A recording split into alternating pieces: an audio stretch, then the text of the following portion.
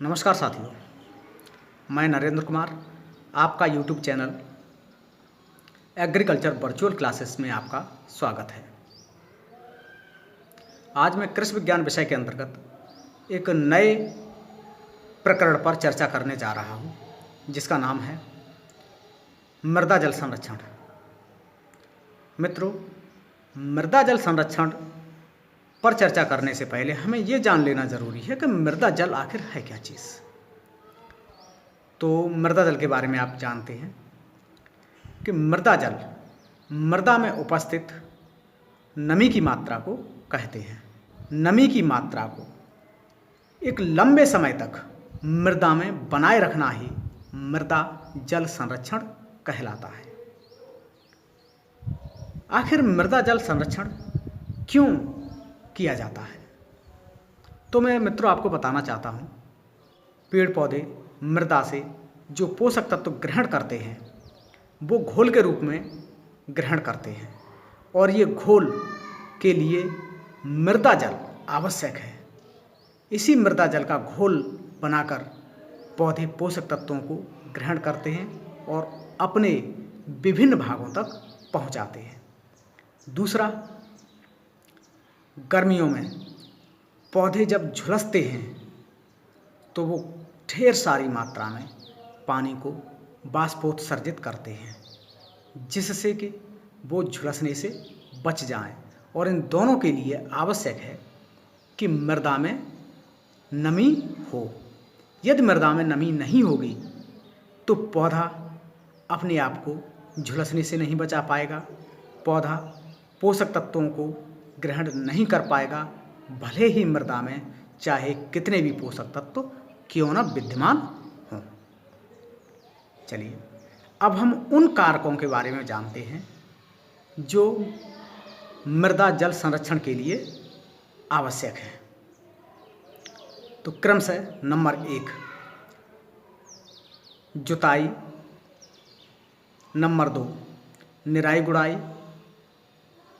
Number 3 जैविक खाद का देना, नंबर 4 कृत्रिम बिछावन, नंबर 5 फसल चक्र।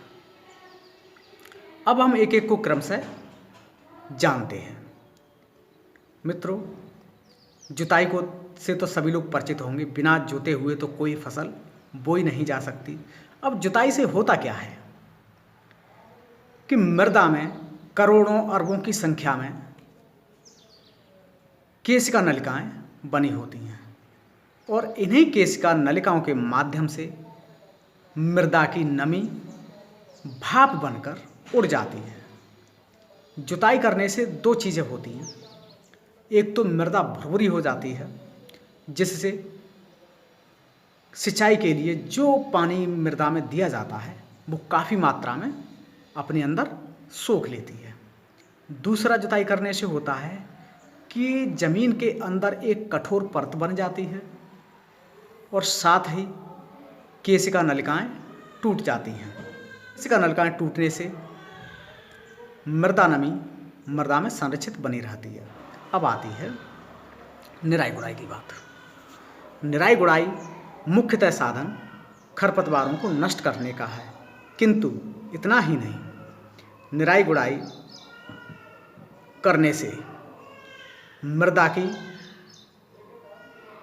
केशिकाएं टूट जाती हैं, जिससे कि मृदा नमी भाप बनकर मृदा से नष्ट नहीं हो पाती। तीसरा पॉइंट है जैविक खादों का प्रयोग। जिन मृदाओं में जैविक खादों का प्रयोग किया जाता है उनकी जल धारण क्षमता अधिक हो जाती है, जिससे मृदा नमी एक लंबे समय तक मृदा में संचित बनी रहती है। अगला पॉइंट, कृत्रिम बिछावन। कृत्रिम बिछावन क्या है? घास, फूस, त्रिपाल, पॉलीथीन इत्यादि को मृदा के ऊपर डाल देना ही कृत्रिम बिछावन कहलाता है। जिससे क्या होता है कि मृदा से जो भी पानी वाष्पित होगा वह पुनः ठंडा होकर मृदा में चला जाएगा और जिससे मृदा नमी मृदा में फिर से संचित हो जाएगी। अगला आता है फसल चक्र। मित्रों, फसल चक्र फसलों को इस प्रकार हेर फेर कर बोना है जिससे कि मृदा की उर्वरा शक्ति कम से कम नष्ट हो। जैसे कम खाद चाहने वाली फसलों के बाद अधिक खाद चाहने वाली फसलें, कम पानी चाहने वाली फसलों के साथ अधिक पानी चाहने वाली फसलें, कम कृषि क्रियाएँ चाहने वाली फसलों के बाद अधिक कृषि क्रियाएँ चाहने वाली फसलें इत्यादि को हेर फेर कर बोना ही फसल चक्र कहलाता है। और फसल चक्र के माध्यम से भी मृदा जल को संचित या संरक्षित किया जा सकता है।